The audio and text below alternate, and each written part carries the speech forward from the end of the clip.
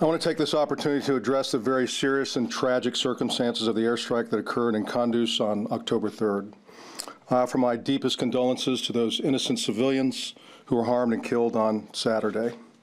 I echo the Secretary's comments about the tremendous work that Doctors Without Borders conducts in Afghanistan and throughout the world. They have provided invaluable medical assistance to those most in need in Afghanistan. As you know, the Taliban attacked the city of Kunduz on September 28th. Afghan security forces have been fighting to remove the insurgents ever since. Unfortunately, the Taliban have decided to remain in the city and fight from within, knowingly putting civilians at significant risk of harm. Our forces are in the area to provide training, advice, and assistance to the Afghan forces. While our personnel are not directly engaged in the fighting, they are providing valuable support to the Afghans.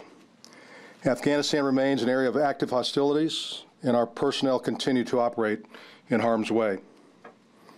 Therefore, they retain the inherent right of self-defense. We have now learned that on October 3rd, Afghan forces advised that they were taking fire from enemy positions and asked for air support from U.S. forces. An airstrike was then called to eliminate the Taliban threat, and several civilians were accidentally struck. This is different from the initial reports, which indicated that U.S. forces were threatened and that the airstrike was called on their behalf. As has been reported, I have ordered a thorough investigation into this tragic incident, and the investigation is ongoing. The Afghans had ordered the same. If errors were committed, we will acknowledge them. We'll hold those responsible accountable, and we will take steps to ensure mistakes are not repeated.